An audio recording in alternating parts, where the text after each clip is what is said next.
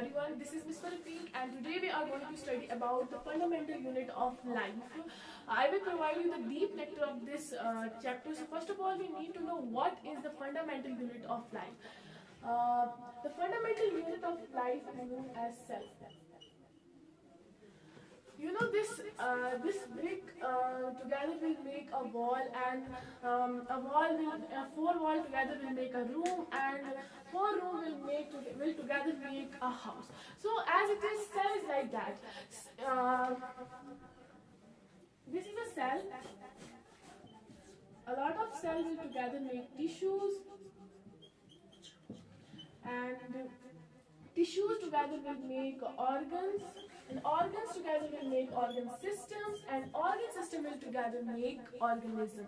So we can say that every living being is made up of a cell. So first of all, we need to know what is the cell history. So first of all, in 1665, there was a scientist named as Robert Brown. He was Robert Hooke, it was not Robert Brown. So Robert Hooke, once he go outside and he took the cork of a tree, and he saw the cork under his primitive microscope, and he saw a little rooms-like structure. And those little rooms-like structure, in Latin we call that, it is discovered by Robert Brown. It was Robert Hooke was that cell, the living cell, which is discovered by Hooke in 1839. After that, there was another scientist known as Robert Brown. He discovered the nucleus of the cell. So first of all, we need to know, after that there is cell theory. In cell theory, there are three scientists. They are also known as brothers. First of all, there is Sheldon, and another one is Sean, and another one is Victor. So what did Sheldon say? He was a biologist, so he said that every plant is made up of cell, and Sichuan said that every animal is made up of cell. So Victor said that these two are saying right, but I am saying that every cell is coming from pre-existing cell. Every cell is coming from pre-existing cell. So this was the cell. This was the history of the cell. After that, we are going to study about cell. Cell is classified into two groups. First is nature.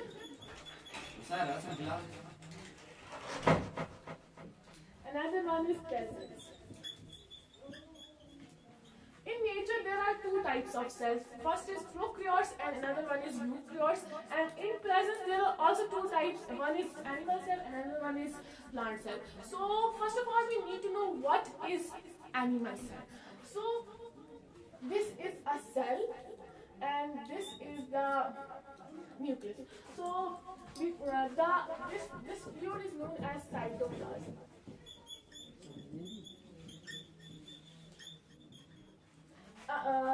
In nucleus, there is also some fluid which is known as nucleoplasm.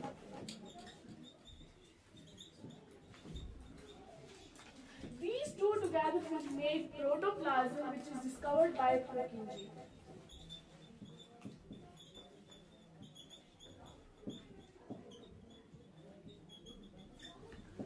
After that, there is a lot of things in the cell. These things in this fluid, there is cell organelles. So we are going to study about these cell organelles.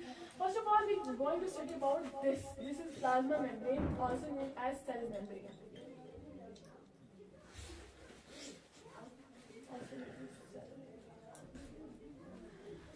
So what is plasma membrane? Plasma membrane is the outermost covering of the cell. It protects cell.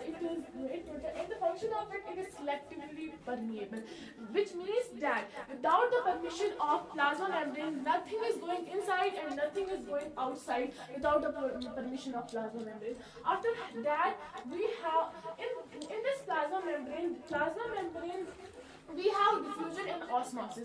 So first of all, we are going to study about diffusion. What is diffusion? Diffusion is the movement of gases from high concentration to low concentration is known as diffusion. So what is osmosis? Osmosis is the movement of water from high concentration to low concentration. So this is a difference in osmosis.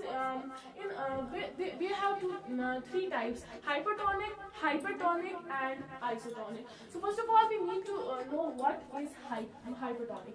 Hypertonic is a solution in which the water which is outside the cell is more than the water inside the cell, which means if we have this water and inside it we have cell, and the content of water in the cell is less than the content of water which is outside. So in this, the cell will with the process of osmosis, the cell will swell, and this process is known as hypertonic. And another process is hypertonic. Hypertonic is a solution in which the amount of water is outside is lesser than the amount of water inside the cell. So in this, the water which is inside the cell will shrink out. So we can say that the cell will shrink. This solution is known as hypertonic. And another one is isotonic. Isotonic is a solution in which the water content which is inside the cell and the water content which is outside the cell is equal. So no process will take place in this process. So this was hypertonic, hypertonic, and isotonic. Another thing is endoplasmic reticulum. What is endoplasmic reticulum? First of all, we are going to study your nucleus and then endoplasmic reticulum. What is nucleus? In nucleus, we have two types, which I have tell you that on the basis of nature, there are two types of cells. There is prokaryotes and eukaryotes. What is prokaryotes?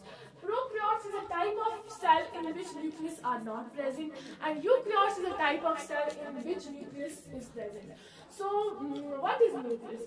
In nucleus, we have, for example, this is a cell and this is nucleus. So, what is nucleus? In nucleus, we have a fluid which is known as nucleoplasm, and there is another thing. When cell doesn't divide itself, then the fluid which is present in the cell is not DNA. It is chromatin. We call it chromatin. And when cell is about to divide itself, this chromatin is like a rod-like structure. That rod-like structure will be known as chromosomes. And in chromosomes we have the genetic information and inheritance of our cells. So that genetic information is known as DNA. The full form of DNA is deoxyribonucleic acid. And after that, the functional segment of DNA is known as DNA. This was the study about nucleus. And another thing is endoplasmic reticulum. And what is endoplasmic reticulum? You see these sheet-like structure under with the nucleus. These sheet-like structure is known as endoplasmic reticulum. So, what is the work of endoplasmic reticulum? First of all, endoplasmic reticulum is divided into two types. First is smooth endoplasmic reticulum, and another one is rough endoplasmic reticulum. So, what is the difference between smooth endoplasmic reticulum and rough endoplasmic reticulum? So, in rough endoplasmic reticulum, ribosomes are present, and in SER, smooth endoplasmic reticulum, ribosomes are not present. So we can say that RER, which is rough endoplasmic reticulum, we know that ribosomes help us in manufacturing protein. So we can say that RER manufactures protein, and SER helps in manufacturing lipids and fats. So we take some lipids and some fats together, and that help in building cell membrane. So that process is known as membrane biogenesis. After that, we have the functions of ER. ER acts as a channel, which means it acts as a transport system, and it is also like it has vertebrates. Vertebrates are a group of animal which has vertebral column, which we call backbone, and when something happens in their liver, so these endoplasmic reticulum helps in detoxifying that virus. After that, we are going to study about Golgi apparatus. What is Golgi apparatus? Golgi apparatus is discovered by Camillo Golgi, and the name of Golgi apparatus has come from that. So Golgi